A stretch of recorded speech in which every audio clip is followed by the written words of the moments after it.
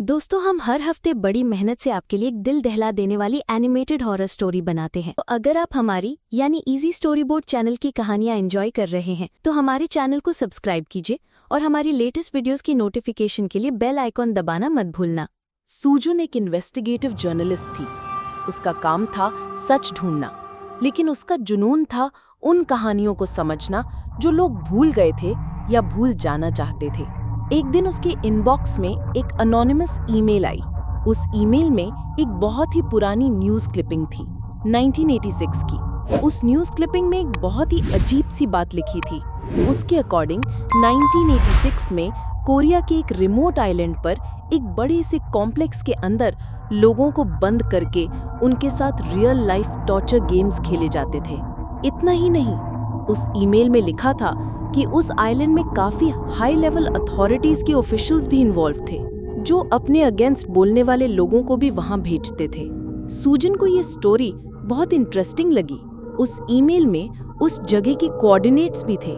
सूजन ने डिसाइड किया कि वो खुद उस रिमोट आइलैंड पर जाएगी और सच को ढूंढेगी।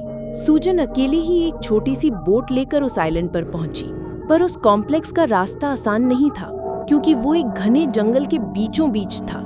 आइलैंड पर आते ही उसका फोन 100% चार्ज होने के बावजूद एकदम से बंद पड़ गया। पर सू बैकअप के लिए फ्लैशलाइट्स और मैप के प्रिंट आउट लाई थी। उसी के सहारे वो कोऑर्डिनेट्स को फॉलो करने लगी। सू को पता था कि ये इन्वेस्टिगेशन खतरे से खाली नहीं होने वाली, पर उसे ये उम्मीद नहीं थी कि जंगल में घुसते ही आंधी तूफान चलने लगेगा। सू को उन तेज हवाओं में कुछ ढंग से नहीं दिख रहा था। तभी उस जंगल के अंदर से रोने की चीखें सुनाई देने लगी।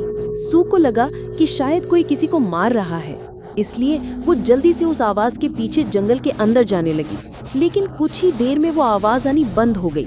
सू अब उस जंगल के बीचों बीच थी, लेकिन उसे कहीं भी वो कॉम्प्लेक्स नहीं मिल रहा था।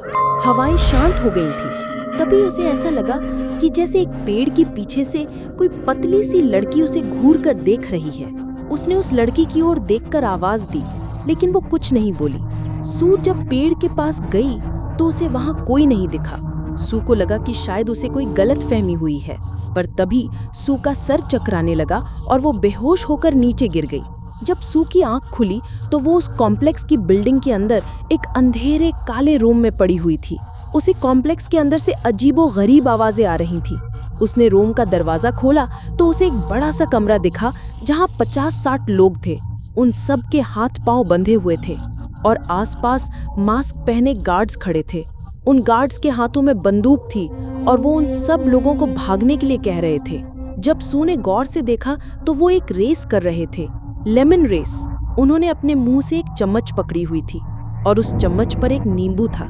उन्हें नींबू को चम्मच पर बैलेंस करके भागना था। अचानक से एक भागते हुए लड़के की चम्मच से नींबू नीचे गिर गया और गार्ड्स ने तुरंत उसे गोली मार दी। ये देखकर सू की रूह कांप गई। उसके देखते ही देखते गार्ड्स ने ऐसे ही और लोगों को गोली मारना शुरू कर दिया। सू को समझ आ गया था कि वो टॉर्चर गेम्स वाली बात एकदम सच थी और शायद वो खुद इन टॉर्चर गेम्स में फंस गई थी। तभी अचानक उन लोगों में सू को वही लड़की दिखी जो जंगल में दिखी थी। वो भी उसी गेम में भाग रही थी। अचानक से उसकी चम्मच से नींबू नीचे गिर गया और सू के पैरों के पास आ गया। इससे पहले सू कुछ कर पाती, सू के आंखों के सामने ही उस लड़की को भी गार्ड्स ने गोली मार दी थी। उस लड़की की लाश सू के पैरों पर आकर नीचे गिरी। उस लड़की की डेड बॉडी को इतने पास से देखकर सू की आंखों में आंसू आ गए थे। लेकिन तभी उस लड़की की आंखें खुल गईं और देखते ही देखते उसका चेहरा बदलने लगा। वहां खड़े सारे गार्ड्स और प्लेयर्स गायब हो गए और वो सारे लोग जो गोली खाकर जमीन पर गिर गए थे, उन सब ने अपनी आंखें खोली। धीरे धीरे वो सब उठे। उनके चेहरे काले पड़ चुके थे और आंखें सफेद हो गई थी। वो लड़की भी उठी और सू की तरफ चलने लगी। वो सब भी उसके साथ साथ सू के पीछे आने लगे। सब बहुत ही ज्यादा भयानक लग रहे थे। ये सब देखकर सू बहुत ज्यादा डर गई। वो वापस उस अंधेरे कमरे की तरफ भागी और उसने दरवाजा बंद कर लिया। दरवाजे पर जोरों की दमदम हुई। सू को लगने लगा कि उसने उस आइलैंड पर आकर बहुत बड़ी गलती कर दी, पर कुछ ही देर में वो दमदम बंद हो गई। जब सू ने दरवाजा खोला तो वहां कोई नहीं था। पूरे हॉल में धूल मिट्टी भरी हुई थी और सालों पुराने खून के धब्बे थे। सू को अब समझ आ गया था कि वो लोग उस कॉम्प्लेक्स के प्रिजनर्स थे। वो सारे भयानक लोग जो उसने देखे वो उन्हीं टॉर्चर हुए लोगों की आत्माएं थी। सू ने अपने कैमरे से उस कॉम्प्लेक्स की फोटो ली और किसी तरह उस कॉम्प्लेक्स से बाहर निकली। जब उसने वापस कॉम्प्लेक्स की ओर देखा तो उसे वही पतली लड़की फिर से दिखी जो तुरंत ही हवा में कहीं गायब हो गई। सू किसी तरह उस रात अपने घर चली गई। वो उन गेम्स के खिलाफ एक रिपोर्ट प्रिपेयर कर रही थी, लेकिन उसे 3 बातें अभी भी समझ नहीं आ रही थी। उसे उस जगह के बारे में आखिरकार ईमेल भेजा किसने, दूसरी ये कि वो उस कॉम्प्लेक्स के अंदर पहुंची तो पहुंची कैसे, और तीसरी और सबसे इम्पोर्टेंट कि वो लड़की कौन थी जो उसे बार बार दिख रही थी। सू दिन रात उस लड़की के बारे में ही सोचती रहती। एक दिन उसे कुछ याद आया। उसके रीडर्स जो उसे लेटर्स भेजते थे, वो उन लेटर्स को लेकर उनमें कुछ ढूंढने लगी, और तब उसे एक लड़के का साल भर पुराना लेटर मिला जिसमें उस लड़के ने लिखा था कि उसके फियांसे किम मिसिंग है। वो कई पुलिस रिपोर्ट्स भी लिखवा चुका है, लेकिन वो कहीं नहीं मिल रही है।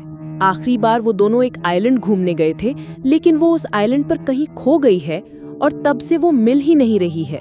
उस लड़के ने सू से उसे ढूंढने की मदद मांगी। जब सू ने वो लेटर पूरा देखा तो उसमें एक फोटो भी थी। जब सू ने उस फोटो को देखा तो वो दंग रह गई। वो फोटो उसी लड़की की थी जिसकी आत्मा को सू ने उस आइलैंड पर देखा था। पर ये कैसे हो सकता था? गेम्स तो करीब 30 साल पहले 1986 में खेले जा रहे थे, तो उस लड़की का अब वहां होना कैसे पॉसिबल था? सूजन समझ गई थी कि वो गेम्स शायद आज के टाइम पर भी उस जगह पर चल रहे हैं। उसने फौरन वहां की पुलिस को इन्फॉर्म किया और उस पूरे आइलैंड का सर्च ऑपरेशन किया गया। बहुत ढूंढने के बाद वो कॉम्प्लेक्स मिल गया, पर कॉम्प्लेक्स के अंदर कुछ भी नहीं था। लेकिन जब कॉम्प्लेक्स के नीचे खोदा गया तो वहां 1000 से भी ज्यादा स्केलेटन्स मिले। डीएनए टेस्टिंग से पता चला कि उन स्केलेटन्स में से एक उस मिसिंग लड़की किम का था। सबको यकीन तो हो गया था कि उस कॉम्प्लेक्स में कुछ बहुत ही भयानक चल रहा था, लेकिन उन स्केलेटन्स के अलावा किसी भी चीज का कोई प्रूफ नहीं था। इन क्राइम्स के कभी कोई गुनहगार पकड़े नहीं गए और गवर्नमेंट ने भी इस पर पर्दा डालना ही ठीक समझा। सूजन इसके खिलाफ बहुत लड़ी। उसने कई प्रोटेस्ट्स किए पर कुछ फायदा नहीं हुआ। कुछ ही महीनों के अंदर सूजन की भी कार एक्सीडेंट में डेथ हो गई। शायद उन गेम्स को आज भी खेला जा रहा है। आपको क्या लगता है?